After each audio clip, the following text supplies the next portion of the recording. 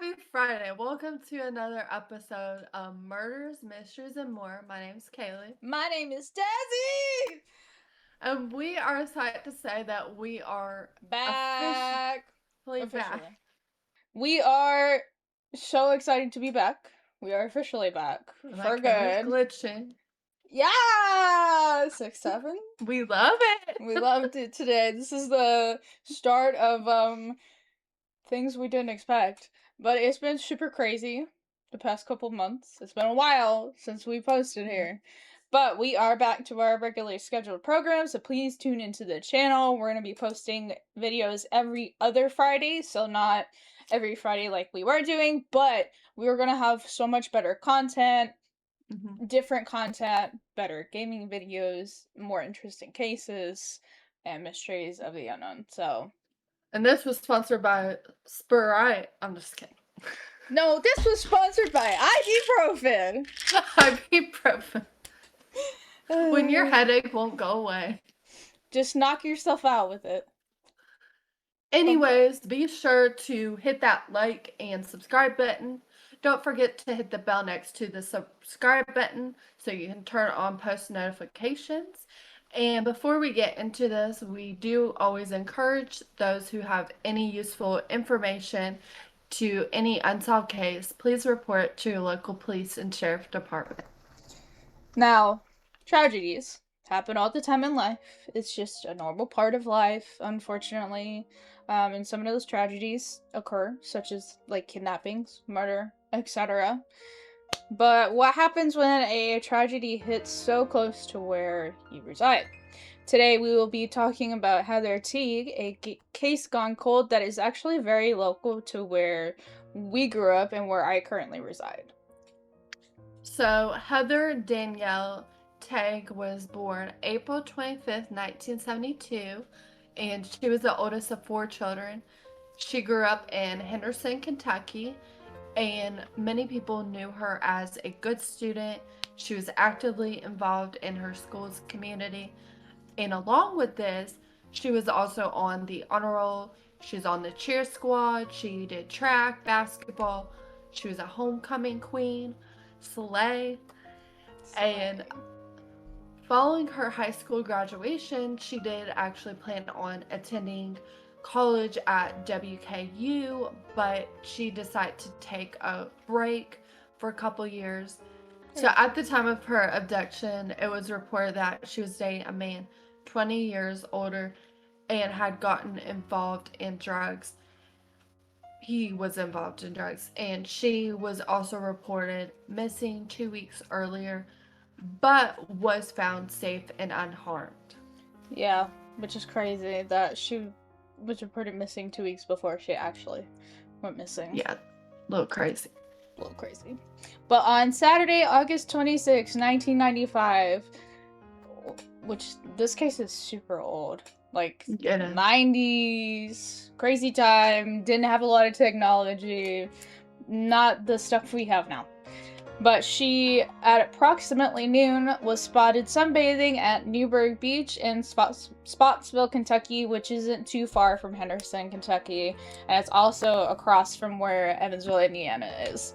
She was spotted, funny enough, by an individual on the Indiana side of the Ohio River in Evansville who was using a telescope.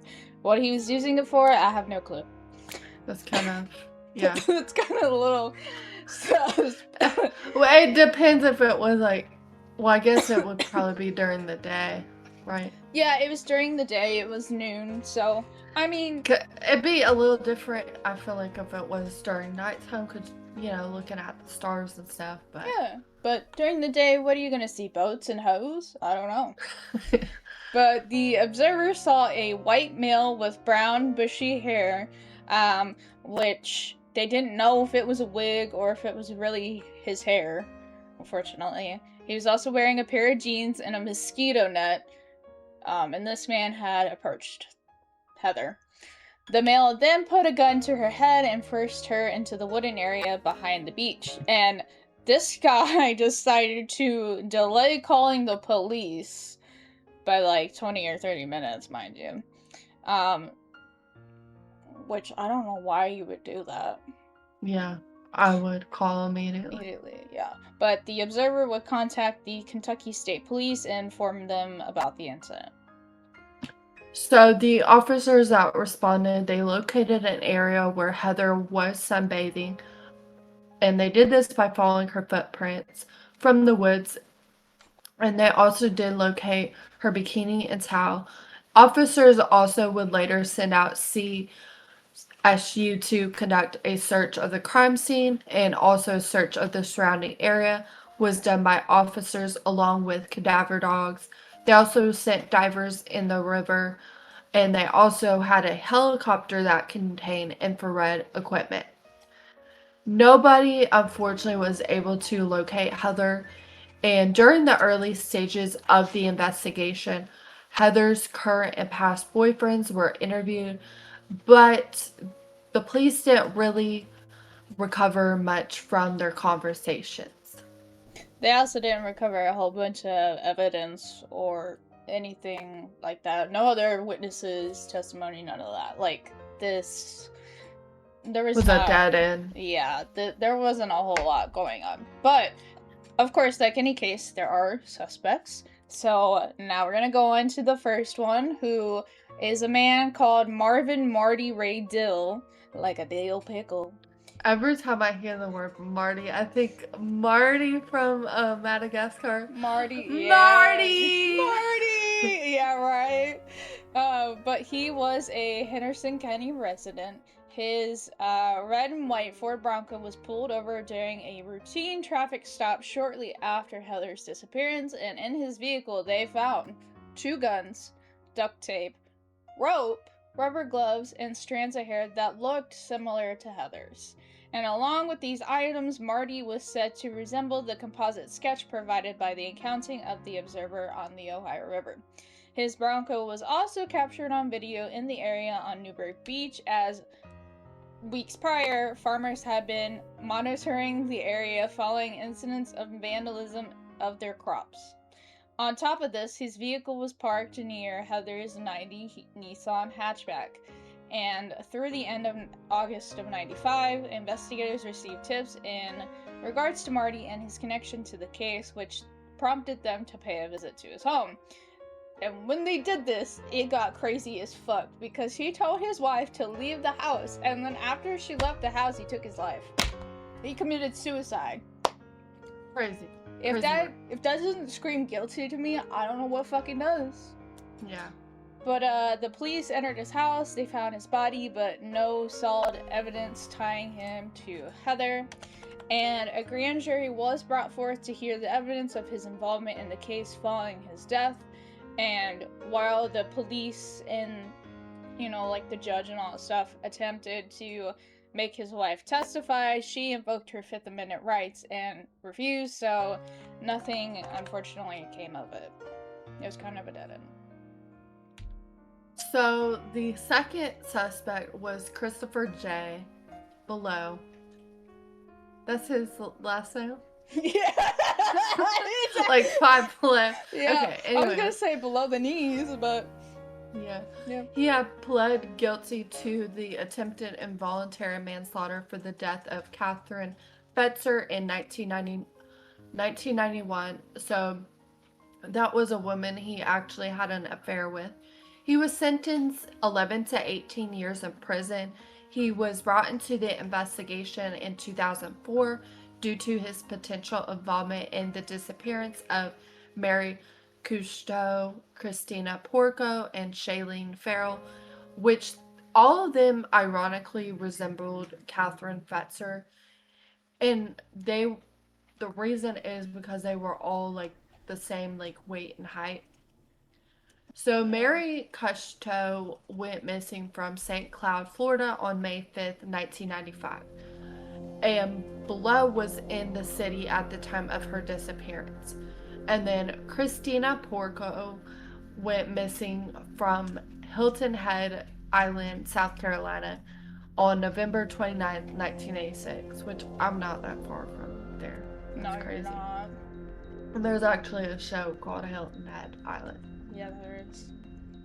So, while Below had lived in the state between the 80s and 90s, police were still trying to determine his exact whereabouts in 1986, and Sherilyn Farrell went missing from, is it Piqua? I think it's Pika. Pico, Ohio on August 8th, 1994. Pico de Gallo. Pico de Gallo. And Chris was known to be in the general area around Heather's disappearance and left the day Marty took his own life. And he has refused to answer any questions regarding her case.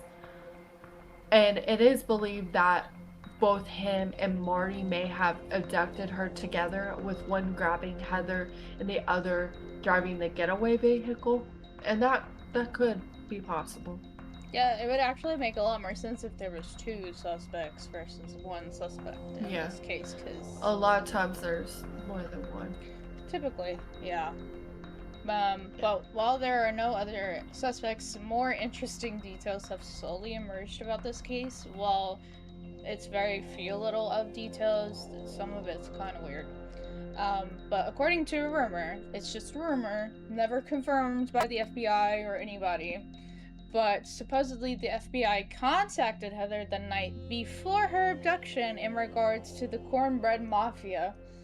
It's Cornbread Mafia, you heard me right. And the Cornbread Mafia was an organized crime syndicate out of Marion County, Kentucky, that was first made in public in June of 1989. Federal prosecutors revealed that 70 men, mostly from Marion County, but also two adjacent counties, Nelson and Washington, Kentucky, were arrested for organizing a marijuana trafficking ring that stretched across the Midwest. So the question is, if this rumor is true, why would they be contacting Heather about this? Did she know something? Was she involved? And did it possibly lead to her abduction if she did know something? We don't know. We don't know. But it's very strange that she gets questioned. That is. And then, poof, she gone. So in 2007, Heather's mom, Sarah, had her daughter legally declared dead so she could obtain the FBI file on her daughter's case. 2013, Sarah filed a lawsuit against the agencies involved in the investigation. She claimed it was a cover-up and a malfeasance. And Sarah would go on to allege that investigators had gotten tunnel vision regarding Marty Dill's guilt and had disregarded other leads as a result. It is worth noting that in 1995, Marty Dill was clean shaven and he was balding, which, to be fair, 50% men go bald. Facts. Big facts. And so, because of this, he wouldn't look necessarily like the sketch. However, anybody can throw a wig on and they can throw a fake beard on to disguise themselves. They can be a fake fan. Sorry, he a fan. He a fan.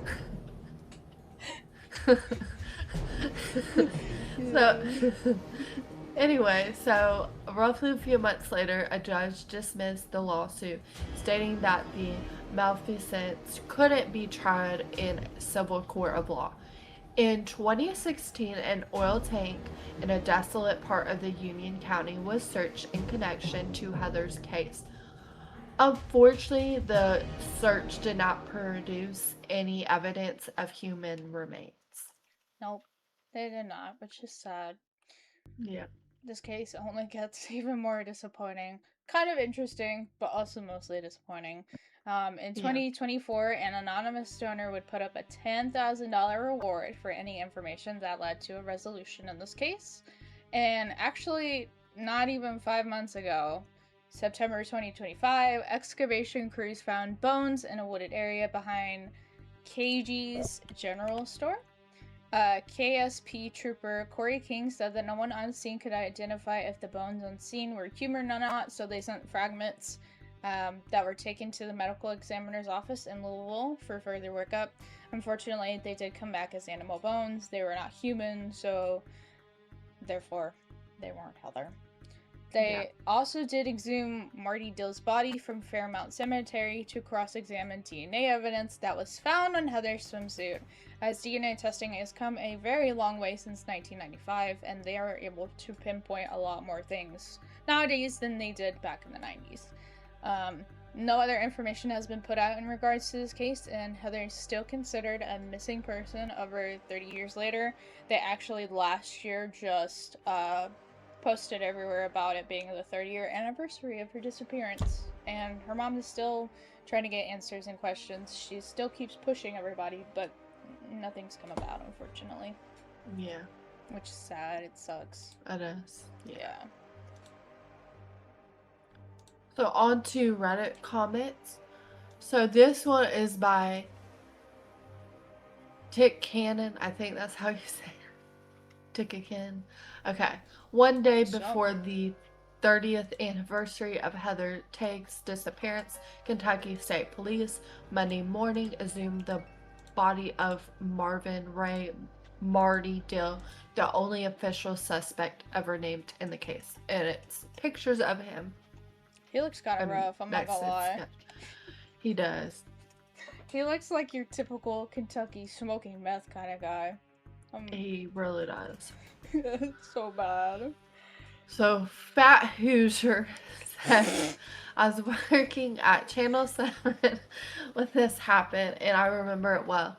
As horribly tragic as it was, my lasting memory was a life story we did on our newscast. There was a group of people who gathered. Mary!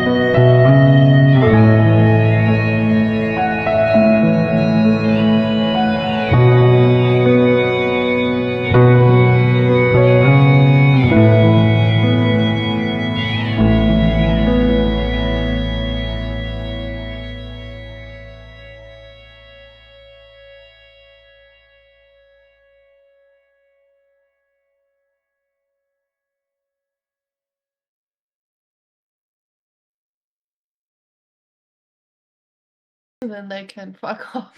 Get fuck off. That's crazy. Ugh. Anyways, thank you for listening to another episode of Murder Mysteries and More. Tune in next week for another, well, not next week, you know, like the following week. When we post more exciting videos. And remember to keep your eyes open, especially when you're half naked at a beach in Kentucky. You never know when someone will decide that you're the perfect victim for a kidnapping. Which is very true.